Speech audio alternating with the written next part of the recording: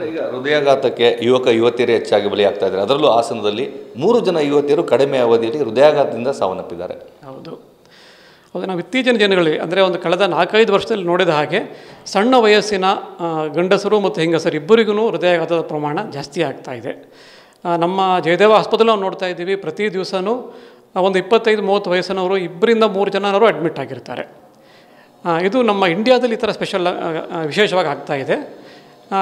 50% heart attacks ಆಗ್ತಾ ಇರೋದು less than 50 years age ಗ್ರೂಪಲ್ಲಿ ಟೋಟಲ್ ಹಾರ್ಟ್ ಅಟ್ಯಾಕ್ಸ್ ತಗೊಂಡಾಗ. ಆಮೇಲೆ 40% ಹಾರ್ಟ್ ಅಟ್ಯಾಕ್ಸ್ ಆಗ್ತಾಯಿದೆ ಬಿಲೋ 40 ಇಯರ್ಸ್ ಏಜ್ ಗ್ರೂಪ್ನಲ್ಲಿ ಆಗ್ತಾಯಿದೆ. ಸೊ ಇದಕ್ಕೆ ಕಾರಣಗಳೇನು ಅಂತ ನಾವು ಯೋಚನೆ ಮಾಡಿದಾಗ, ಒಂದು ನಾವು ಹೃದಯಾಘಾತಕ್ಕೆ, ಹೃದಯ ಕಾಯಿಲೆಗೆ ರಿಸ್ಕ್ ಫ್ಯಾಕ್ಟರ್ಸ್ ಅಂತ ಏನು ಹೇಳ್ತೀವಿ, ಅಂದರೆ ಶುಗರ್ ಬರುವಂಥದ್ದು, BP, ಹೈ ಕೊಲೆಸ್ಟ್ರಾಲು, ಒಬಿಸಿಟಿ, ಇದೆಲ್ಲ ರೀಸನ್ಗಳು ನಮ್ಮ ಚಿಕ್ಕ ವಯಸ್ಸಲ್ಲೇ ಶುರು ಆಗ್ತಾಯಿದೆ. ನಾವು ಸಣ್ಣ ವಯಸ್ಸಿನೊಳಗೆ ನಾವು ಚೆಕಪ್ ಮಾಡಿದಾಗ, ಮಾಸ್ಟರ್ ಚೆಕಪ್ ಅಂತ ನಾವು ಮಾಡಿದಾಗ ತುಂಬ ಜನಕ್ಕೆ ಈ ಕೊಲೆಸ್ಟ್ರಾಲು, BP ಎಲ್ಲವೂ ಕಾಣಿಸ್ಕೊಳ್ತಾ ಇದೆ. ಮತ್ತು ಸ್ಮೋಕಿಂಗು ಮತ್ತು ಡ್ರಗ್ಸ್ ತಗೊಳ್ಳೋಂಥ ಪ್ರಮಾಣ ಇತ್ತೀಚಿನ ದಿನಗಳಲ್ಲಿ ಸ್ಟೂಡೆಂಟ್ಸಲ್ಲಿ ತುಂಬ ಜಾಸ್ತಿ ಆಗಿದೆ. ಇದೆಲ್ಲದರಿಂದನೂ ಹಾರ್ಟ್ ಅಟ್ಯಾಕ್ ಬರ್ತಾ ಇರಬಹುದು. ಮತ್ತು ಇನ್ನೊಂದು, ಈ ತುಂಬ ಸಣ್ಣ ವಯಸ್ಸು 20 ವಯಸ್ಸು 18 ವಯಸ್ಸಂತ ನಾವು ಕೇಳ್ತಾ ಇದ್ದೀವಿ, ಅವರಲ್ಲಿ ಇದು ಯಾವ ಥರದ ರಿಸ್ಕ್ ಫ್ಯಾಕ್ಟರ್ಸು ಇರೋದಿಲ್ಲ, ಆದ್ರೂ ಅವರಿಗೆ ಹಾರ್ಟ್ ಅಟ್ಯಾಕ್ ಆಗಿರುತ್ತೆ. ಸೊ ಸುಮಾರು ಜನ ಏನಾಗುತ್ತೆ, ಇದೊಂದು ಆಗ್ತಾ ಇರೋದು, ಅವರು ಆಸ್ಪತ್ರೆ ತಲುಪೋದಕ್ಕೂ ಅವ್ರಿಗೆ ಟೈಮ್ ಇರೋದಿಲ್ಲ.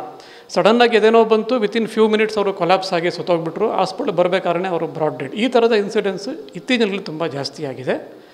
ಸೊ ಇದೇನಕ್ಕೆ ಅಂತ ಯೋಚನೆ ಮಾಡಿದಾಗ ನಮಗೆ ಕಂಡು ಬರೋದು, ಒಂದು ತುಂಬ ಒತ್ತಡ, ಮೊದಲೇ ಹೇಳಿದಾಗೆ ಸ್ಟ್ರೆಸ್ಸಲ್ಲಿ ಎಲ್ಲರೂ ನಾವು ಕೆಲಸ ಮಾಡ್ತಾ ಇದ್ದೀವಿ, ಸೆಡೆಂಟ್ರಿ ಲೈಫ್ ಸ್ಟೈಲ್ ಲೀಡ್ ಮಾಡ್ತಾ ಇದ್ದೀವಿ, ತಕ್ಕಂಥ ವ್ಯಾಯಾಮ ನಮಗೆ ಸಿಗ್ತಾ ಇಲ್ಲ.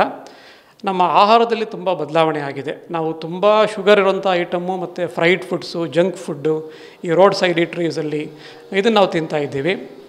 ಆಮೇಲೆ ಈಗ easy access to these foods, ಈಗ ಈ ಆ್ಯಪ್ಸ್ ಎಲ್ಲ ಬಂದುಬಿಡುತ್ತೆ, ಮೊಬೈಲ್ ಆ್ಯಪ್ಸ್ ಎಲ್ಲ ಬಂದು ತಿನ್ಬೇಕು ಅನ್ಸಿದ್ಕೊಳ್ಳೆ ಆರ್ಡ್ರ್ ಮಾಡೋದು, ಅದು ನಮ್ಮ ವಿತಿನ್ 10 ಮಿನಿಟ್ಸ್ ನಮ್ಮ ಮುಂದಕ್ಕೆ ಬಂದುಬಿಡುತ್ತೆ. ಸೊ ಈ ಥರ ಆ್ಯಕ್ಸೆಸ್ ಟು ಅನ್ಹೆಲ್ದಿ ಫುಡ್ ಈಗ ತುಂಬ ಜಾಸ್ತಿ ಆಗಿಬಿಟ್ಟಿದೆ.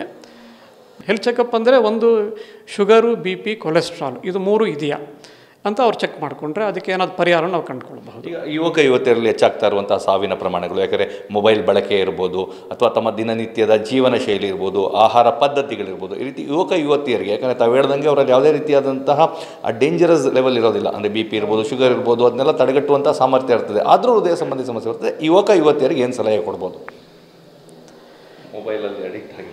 ಹೌದು, ಈಗ ನಾವೇನಾಗ್ತಾಯಿದೆ, ತುಂಬ ಹೊತ್ತು ಅವ್ರು ಮೊಬೈಲ್ ಮತ್ತು ಸೋಷಿಯಲ್ ಮೀಡಿಯಾದಲ್ಲಿ ಕಾಲ ಕಳೀತಾ ಇರ್ತಾರೆ. ಅದೇ ಸಮಯವನ್ನು ಮಿತಿ ಮಾಡಿಕೊಂಡು ಅದನ್ನೇ ಅವರ ಫಿಸಿಕಲ್ ಆ್ಯಕ್ಟಿವಿಟಿಗೆ ಯೂಸ್ ಮಾಡ್ಕೊಳ್ಬಹುದು. ಅದರಿಂದ ಅವರಿಗೆ ಈ ಒತ್ತಡವೂ ಕಡಿಮೆ ಆಗುತ್ತೆ. ಮತ್ತು ಲೇಟ್ ನೈಟಲ್ಲೂ ರಾತ್ರಿ 12-1 ಗಂಟೆವರೆಗೂ ಈ ಮೊಬೈಲ್ ನೋಡ್ಕೊಂಡು ಕೂತಿರ್ತಾರೆ. ನಿದ್ರೆ ಪ್ರಮಾಣ ತುಂಬ ಕಡಿಮೆ ಆಗಿಬಿಟ್ಟಿದೆ. ಲೇಟಾಗಿ ಮಲಗೋದು ಮತ್ತು ತಡವಾಗಿ ಎದ್ದೇಳೋದು ಇದು ಅಭ್ಯಾಸವಾಗಿಬಿಟ್ಟಿದೆ. ಸೊ ಇದರಿಂದನೂ ಅವ್ರಿಗೆ ಕಾಯಿಲೆ ಪ್ರಮಾಣ ಜಾಸ್ತಿ ಆಗ್ತಾಯಿದೆ. ಇದನ್ನು ನಿವಾರಿಸ್ಕೊಳ್ಳಿ. ಆಮೇಲೆ ಅತೀ ಆಸೆಯ, ತುಂಬ ಓವರ್ ಆ್ಯಂಬಿಷನ್ ಅಂತ ಹೇಳ್ತೀವಿ.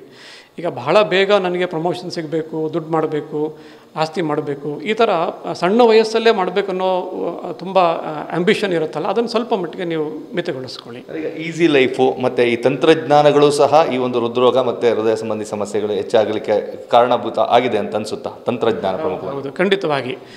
ತಂತ್ರಜ್ಞಾನ, AI ಅಂತ ಹೇಳ್ತೀವಲ್ಲ, ಇಂಟೆಲಿಜೆನ್ಸ್, ಅದರಿಂದ ಏನಾಗ್ಬಿಟ್ಟಿದೆ, ಇಂಟೆಲಿಜೆನ್ಸು ನಮ್ಮ ಮನಸ್ಸು, ಬುದ್ಧಿಗೂ ನಾವು ಕೆಲಸ ಕೊಡ್ತಾ ಇಲ್ಲ, ಶರೀರಕ್ಕೂ ನಾವು ಏನೋ ಕೆಲಸ ಕೊಡ್ತಾ ಇಲ್ಲ.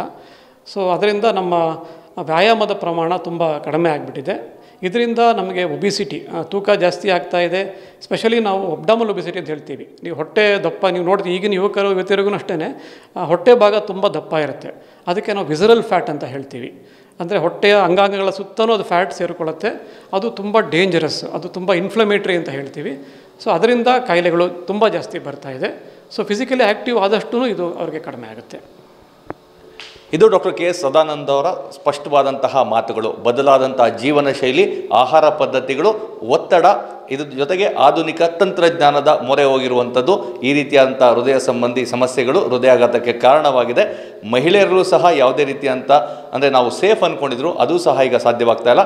ಹೀಗಾಗಿ ಆರೋಗ್ಯಪೂರ್ಣ ಜೀವನವನ್ನು ನಿಮ್ಮದಾಗಿಸ್ಕೊಳ್ಳಿ, ನಿಮ್ಮ ಆರೋಗ್ಯ ನಿಮ್ಮ ಕೈಲಿದೆ ಅನ್ನೋ ಒಂದು ಸಲಹೆಯನ್ನು ನೀಡಿದ್ದಾರೆ. ಕ್ಯಾಮ್ರಾ ಪರ್ಸನ್ ರಘು ಜೊತೆ ರಾಮ್, TV9 ಮೈಸೂರು.